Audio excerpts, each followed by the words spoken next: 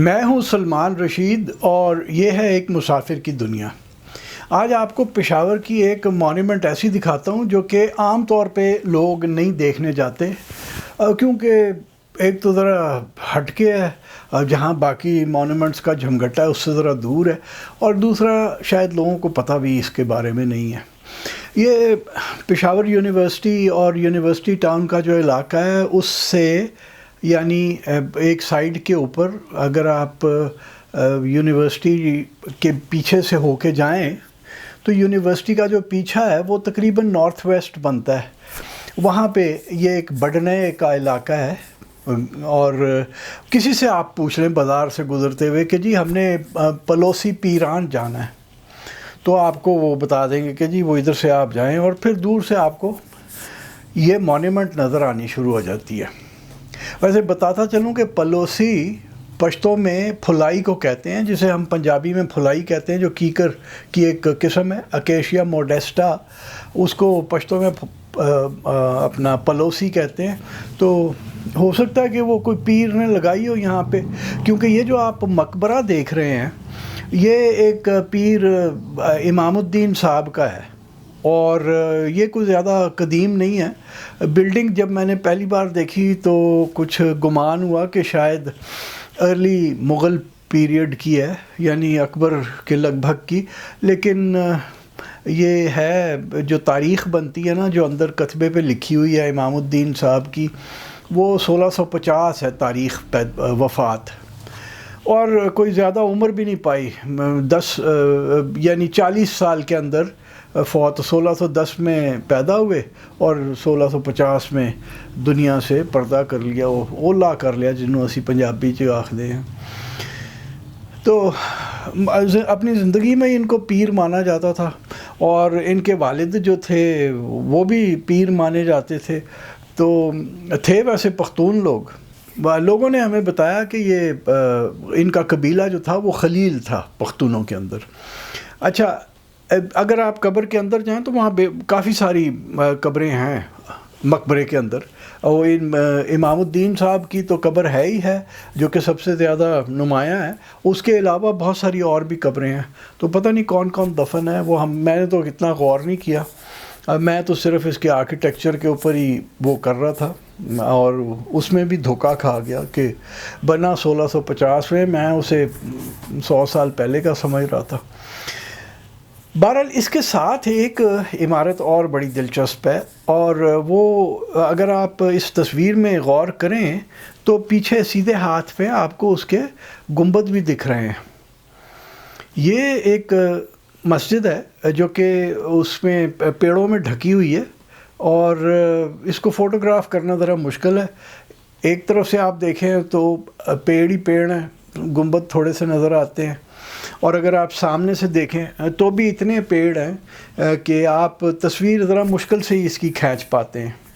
اگر میں آپ کو اس کے مغرب کی طرف لے چلوں، یعنی جس طرف کے محراب ہوتی ہے، تو آپ یہ ذرا دیکھیے کہ محراب تو آپ کو دکھ رہی ہے دیوار کے اندر، اس کے جو اوپر 3 گنبد ہیں وہ ارلی مغل پیریڈ کے گنبد لگتے ہیں، اور اگر آپ نے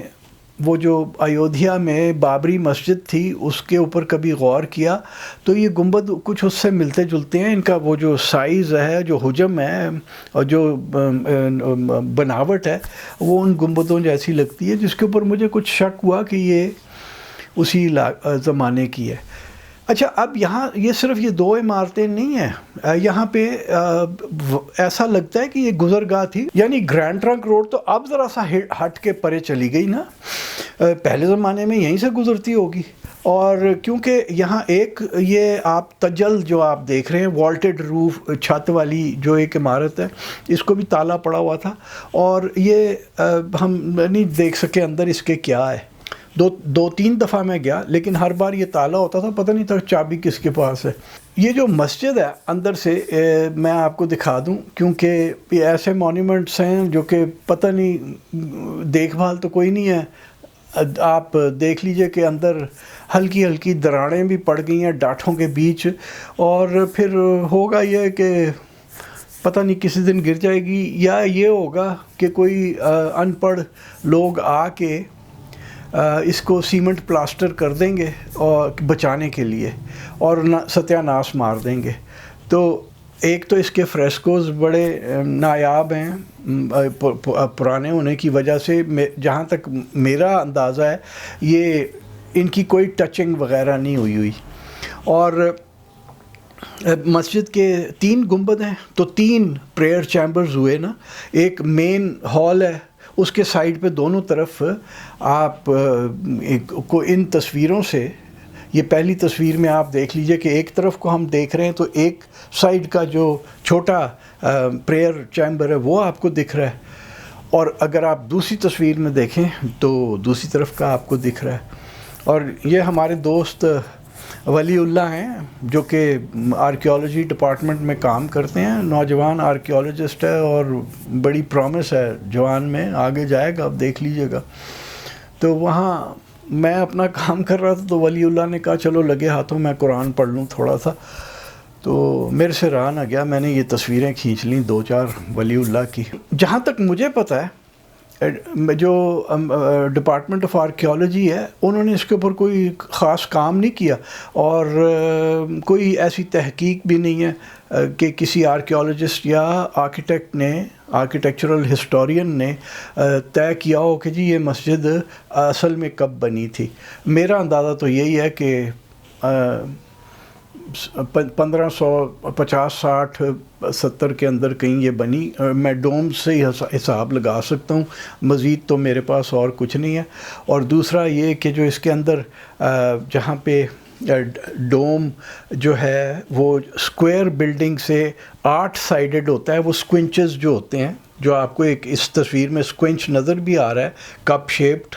یہ سکوینچز بنا کے اس کو 8 سائیڈڈ بنایا جاتا ہے، 8 پہلو، اور پھر اس کے اوپر ڈرم جو ہوتا ہے ڈوم کا وہ رکھا جاتا ہے. تو اس سکوینچز سے بھی میرا اندازہ ہے کہ شاید پہلے کی ہی ہو، ارلی پیریڈ کی. اور بس ایک بات جو ہے وہ طے ہے کہ یہ گزرگاہ کے اوپر بیٹھنے کی جگہ تھی. تو یہاں یہ کسی بادشاہ کے حکم کے اوپر یہ مسجد بن گئی، اور اب یہ کتنا عرصہ رہتی ہے یہ تو پتہ نہیں، کیونکہ دیکھ بھال